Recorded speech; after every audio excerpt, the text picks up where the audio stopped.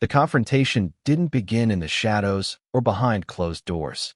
It started loud, right out in the open, where sound carries and people notice. The kind of noise that cuts through a normal day and makes everything else pause for half a second. Raised voices bounced off parked cars and stucco walls. Someone dropped a bag. A dog started barking. Windows cracked open just enough for eyes to appear behind curtains. At first, it sounded like a basic argument. That's what most people assumed. Neighbors hear disagreements all the time. Someone upset about parking. Someone angry about rules, boundaries, or respect. But this was sharper than that. The tone wasn't frustration. It was challenge. Words weren't being exchanged so much as thrown, each one louder than the last. Each one meant to push, provoke, dominate. She stood her ground in plain view, not tucked away or trying to disappear. She wasn't screaming back, but she wasn't shrinking either. Her voice stayed steady, even as theirs climbed. That contrast alone made the scene feel off. People sense imbalance before they understand it. A woman facing multiple men. A volume gap that kept widening. Confidence on one side, entitlement on the other. Someone yelled something crude. Someone else laughed. That's when heads started turning for Real. The laughter wasn't funny. It had an edge to it.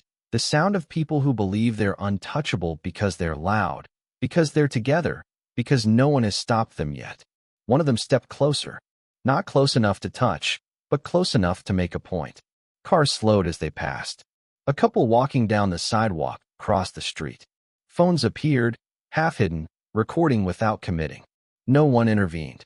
No one ever does at first. Everyone waits to see which way things will go, hoping it resolves itself without forcing them to choose a side. The men kept talking over each other, feeding off the noise they were making. Each interruption raised the temperature. Each insult pushed the situation further out of the zone where calm explanations work. This wasn't a misunderstanding anymore. It was a display, a performance meant to show who had control and who didn't. She told them to back up. Clear, direct, no apology in her voice. That alone shifted something. People who rely on intimidation don't expect resistance, especially not delivered evenly, without fear. One of the men scoffed. Another rolled his shoulders, puffed his chest. The crowd energy shifted again, that uneasy sense that something was tipping. The volume kept climbing. Words became sharper, faster. Someone shouted, "Don't scream." Ironically, at the exact moment screaming became the only tool they were using. The contradiction didn't register to them. They were too focused on winning the moment, too invested in being the loudest presence on the street. A neighbor finally stepped onto their porch, pretending to check the mail. Another opened a garage door halfway and froze there. Everyone could feel that this wasn't just noise anymore.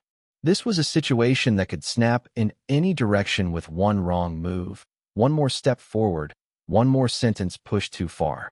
She didn't move back. She adjusted her stance slightly, barely noticeable unless you knew what to look for. Feet repositioned, weight balanced, hands relaxed at her sides. Not clenched, not raised. Calm, deliberate, controlled. The kind of body language that doesn't come from bravado, but from habit. The men didn't see it. They were too busy posturing, too distracted by the sound of their own voices echoing off the buildings around them. One of them gestured wildly, arm cutting through the air, invading space without making contact. Another leaned in, breath hot with anger and confidence. The street felt smaller somehow, like the walls had edged closer. Every sound seemed louder. Every movement drew attention. People held their breath without realizing it. The confrontation had crossed the point where it was just loud and public and stepped into something tighter, something charged, where consequences were no longer abstract, but waiting right there in the open, hanging between everyone involved. Unspoken but impossible to ignore. They looked at her and filled in the blanks without asking a single question. People do that instinctively, sizing others up in seconds, relying on shortcuts instead of facts. A woman alone, calm, not matching their volume. In their minds, that translated to weakness. They assumed fear where there was none, uncertainty where there was control. Those assumptions shaped every move they made next. They assumed she'd retreat if they got loud enough. That if they crowded her space, she'd apologize, explain herself, or back away to avoid trouble. They assumed the situation was already won because they were more visible, more aggressive, more numerous. Confidence like that can feel bulletproof, especially when it's never been tested. Each word they threw at her was built on that false foundation. Insults meant to diminish. Commands meant to assert authority they didn't actually have. They spoke as if they were correcting someone who didn't know her place, as if volume alone granted legitimacy. It never occurred to them that they might be wrong about who they were dealing with. They mistook restraint for hesitation, her stillness for uncertainty. The way she didn't rush to fill the silence made them uncomfortable, so they filled it themselves, talking faster, louder, harsher. People who rely on dominance can't stand quiet confidence. Silence feels like a challenge to them, an unanswered question they don't know how to solve. One of them smirked and said something meant to provoke a reaction. Another chimed in, building on it, escalating the tone. They were testing boundaries without realizing it, poking at limits they assumed were fragile. Every step closer, every raised voice, was based on the belief that nothing would push back. They assumed she had something to lose in that moment. Reputation, safety, pride. They assumed fear would outweigh principle. That calculation works on most people, most of the time. It's why intimidation works at all. It's why people fold in public confrontations and later replay the moment in their heads, wishing they'd said or done something different. They didn't notice the small details that contradicted their narrative. The way her breathing stayed even. The way her eyes tracked movement without darting. The way she didn't look around for help or validation. Those details didn't fit the story they'd already decided on, so they ignored them. Someone made a crack about calling security or the police, laughing as if it were a joke.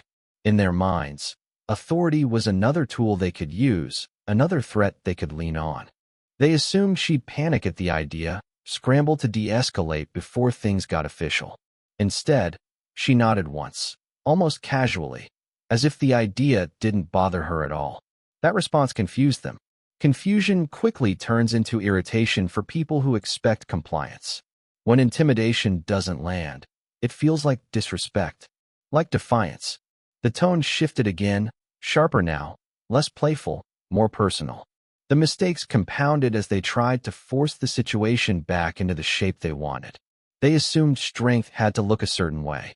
Loud, aggressive, physical. They assumed anyone who didn't mirror that energy was automatically at a disadvantage. They didn't understand that discipline often looks like calm, that training teaches you to conserve energy, not waste it shouting into the air. Their body language betrayed them. Overextended gestures, leaning too far in. Weight shifted forward instead of grounded. Movements driven by emotion instead of intention. They were performing toughness, not embodying it. They didn't realize how readable they had become. At one point, one of them said, "You don't know who you're messing with," a line delivered so often it's almost reflexive.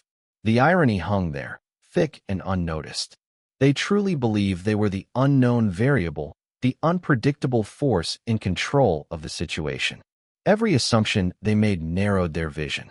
They stopped seeing the environment, the people watching, the potential outcomes branching out from each decision. They were locked into a single narrative where they were dominant and she was supposed to yield. The danger of assumptions isn't just that they're wrong. It's that they give you false confidence. They make you careless. They convince you the rules don't apply to you, that escalation is safe, that consequences belong to other people. By the time reality contradicts them, it's usually too late to adjust. There's a clear line in confrontations that most people instinctively avoid crossing. It's the point where words stop being just noise and start becoming threats, where proximity replaces argument, where intent becomes visible, even if nothing has happened yet. That line isn't always announced. It's felt. And once it's crossed, everything changes. Up until that moment, there's still a chance for things to cool down. Pride can retreat. Faces can be saved. But the second intimidation turns physical, even without contact, the situation locks into a new gear. One of the men stepped closer again, closer than before, close enough to force a reaction. Not accidental, not careless, deliberate. His voice dropped slightly, which made it worse. Quieter doesn't mean calmer. Sometimes it means more serious.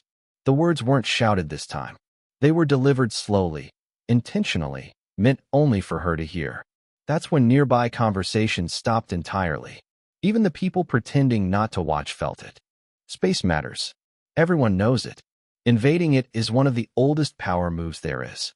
He leaned in just enough to claim it, just enough to test how far he could go without being challenged.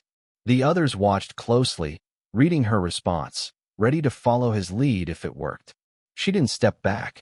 She didn't raise her voice. She didn't apologize or explain. Instead, she held eye contact and repeated herself, firm and unmistakable. Back up. 2 simple words. Not a plea, not a warning, a boundary. That was the moment the atmosphere shifted from hostile to dangerous. The line wasn't crossed by fists or weapons. It was crossed by intent, by the clear decision to ignore a boundary that had been plainly stated. That decision carries weight, even if the people making it don't realize it yet. One of the others laughed again, but this time it sounded forced. Laughter used to cover nerves has a hollow edge. Another muttered something under his breath, angry now, not amused. The group dynamic changed. This wasn't about showing off anymore. It was about not backing down. He took another half step forward. Not enough for most people to call it an attack, but enough that there was no ambiguity left. If someone had asked later when things went too far, this would have been the moment.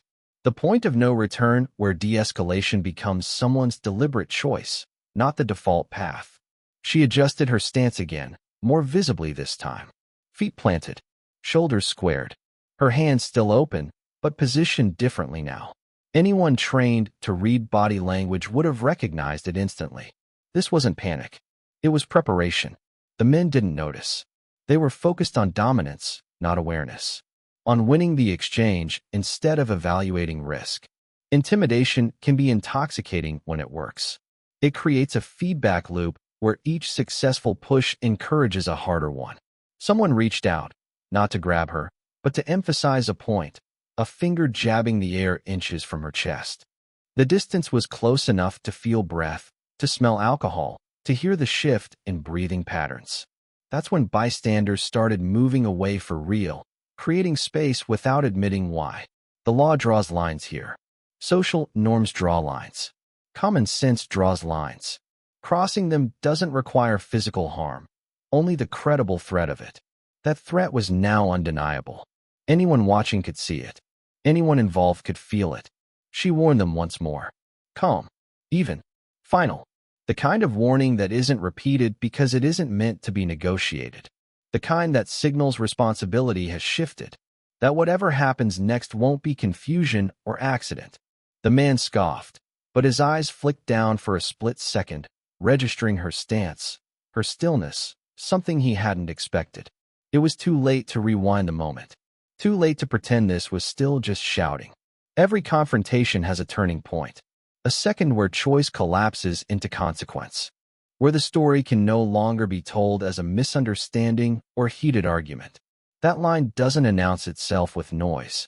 It arrives quietly, carried by intent, and once it's crossed, everyone involved is standing on the other side of it whether they meant to be or not. Training doesn't announce itself.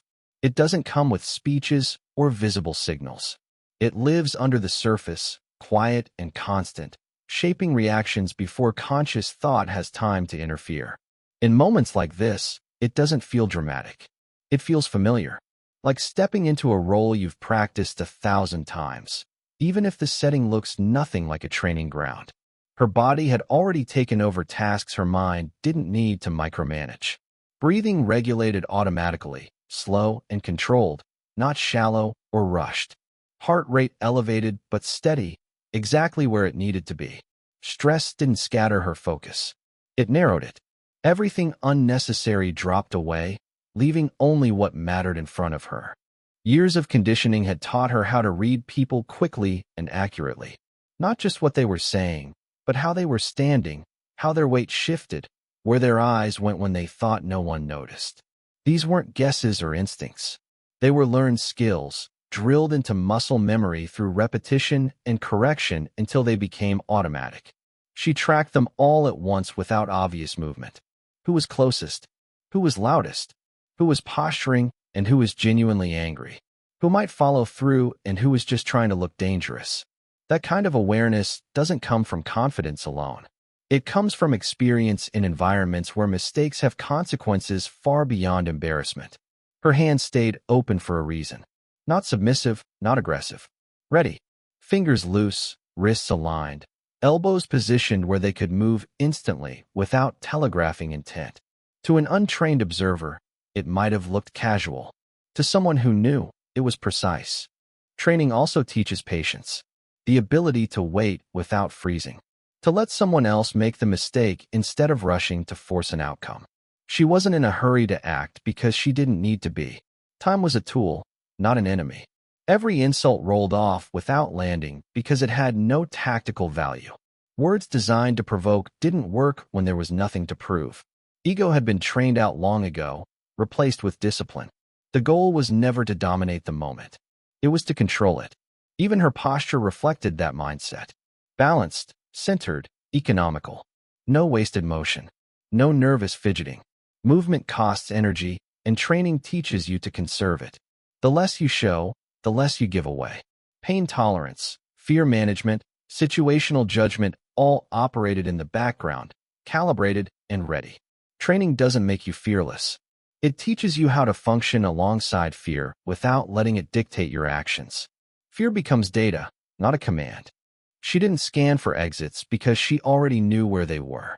That assessment happens the moment you enter a space, long before tension ever appears. Pathways, obstacles, surfaces, distances, all logged, all available if needed. The environment wasn't neutral. It was a variable. The men mistook her calm for passivity because they didn't understand what calm under pressure actually looks like. They thought intensity had to be loud, that readiness required visible aggression. They didn't realize that the most dangerous people in a room often look like they're barely doing anything at all. Training also teaches restraint, knowing exactly how much force is necessary and refusing to use more. Knowing when not to act is just as important as knowing how. That restraint isn't hesitation. It's control sharpened by responsibility. Her eyes stayed level, not locked in a stare meant to intimidate, not darting in uncertainty, just present, observing, waiting. The kind of focus that doesn't burn hot but steady, sustainable for as long as it takes. None of this required conscious effort anymore. She wasn't running through checklists or recalling techniques. The work had already been done years ago, in cold mornings and long nights, under instructors who demanded precision and punished shortcuts. That investment doesn't disappear when you leave the uniform behind.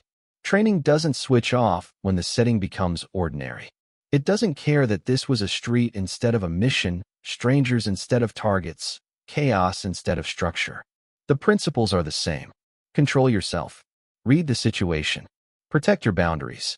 While others reacted emotionally, she responded methodically.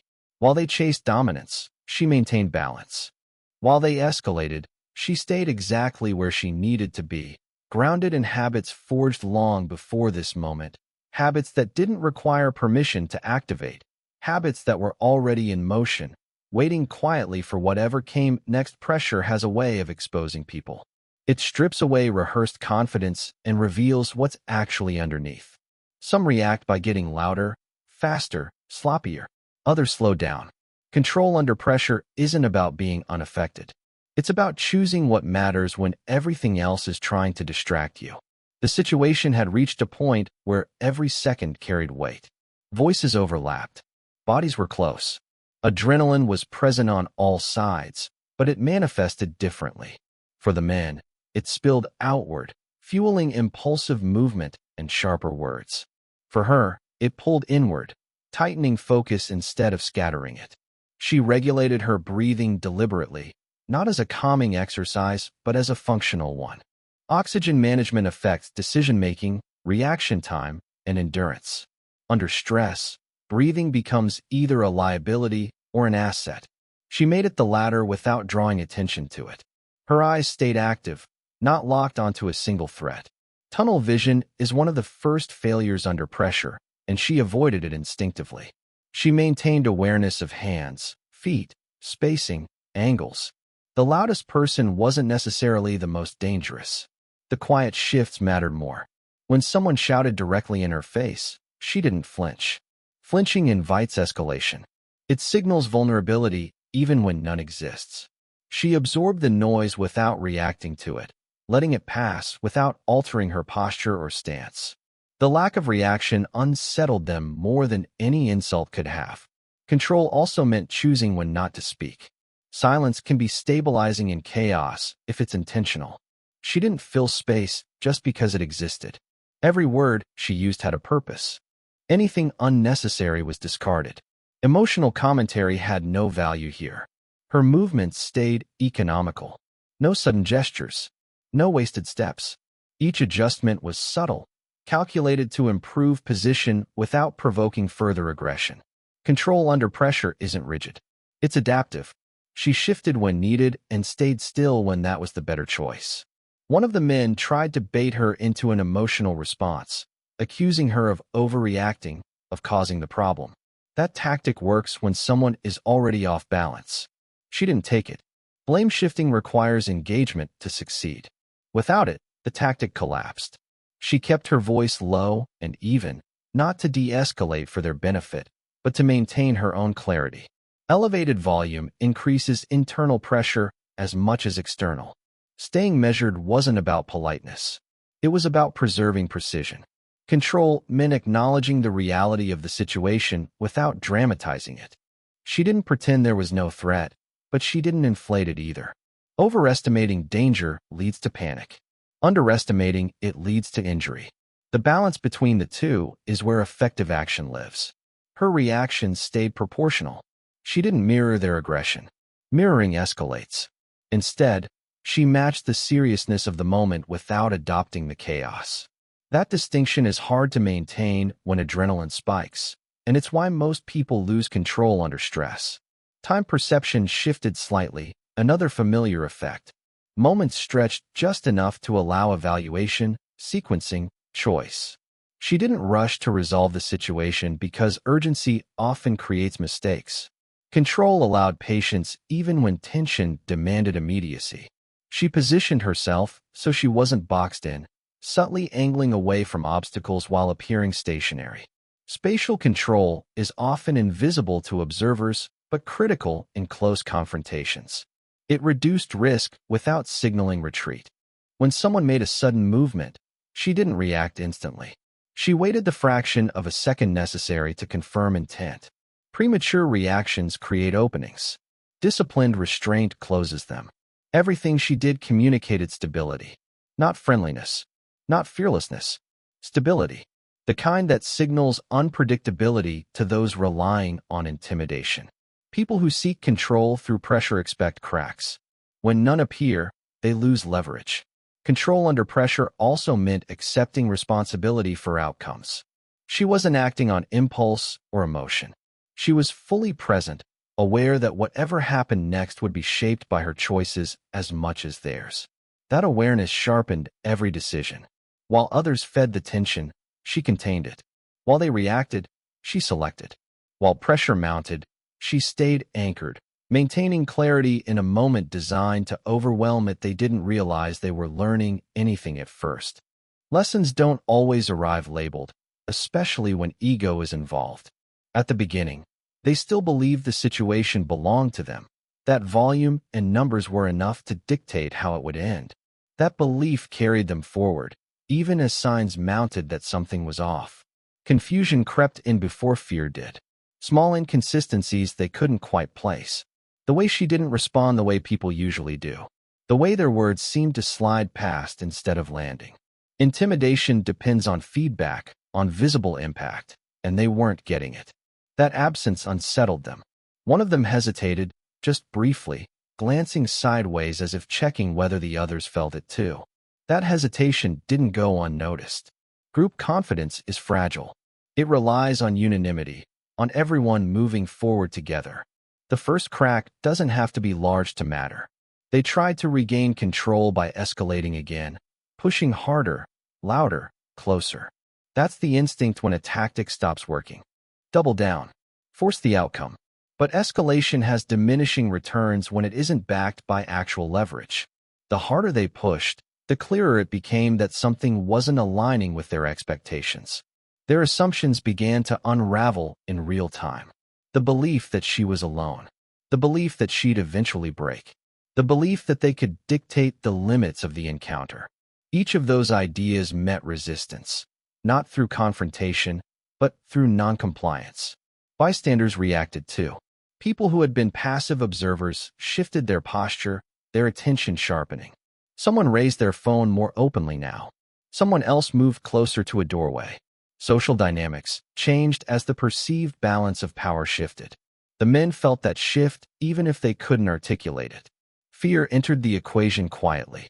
Not panic, not yet, but awareness. The realization that this wasn't a safe script anymore, that the outcome wasn't guaranteed. Fear often shows up as irritation first, as anger directed outward to avoid looking inward. One of them made a misstep, saying something that crossed from aggressive into outright threatening. The words hung there heavier than intended. That was the moment the stakes clarified, not just for her, but for everyone watching. Lines once blurred snapped into focus. She responded in a way that left no room for misinterpretation. Calm, direct, precise. Not a challenge, not a warning delivered with heat. A statement of fact.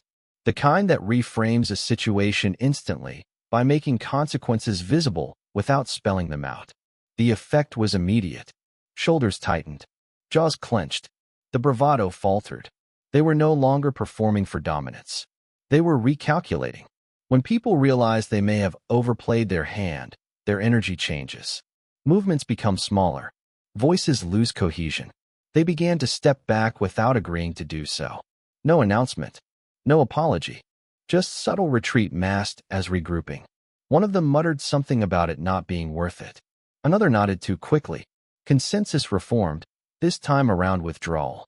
The lesson wasn't delivered through force. It didn't need to be. It landed through contrast, through the realization that they had misjudged the situation from the start, that the person they tried to overpower never lost control, never gave them what they wanted, never ceded ground. As they dispersed, their posture told the real story. Less swagger, less noise. The street seemed larger again, the tension draining out of it slowly. Conversations resumed in fragments. A car drove off that had been idling longer than necessary. What they learned wasn't just about her. It was about themselves. About how quickly confidence built on assumptions can collapse. About how intimidation fails when it meets discipline instead of fear.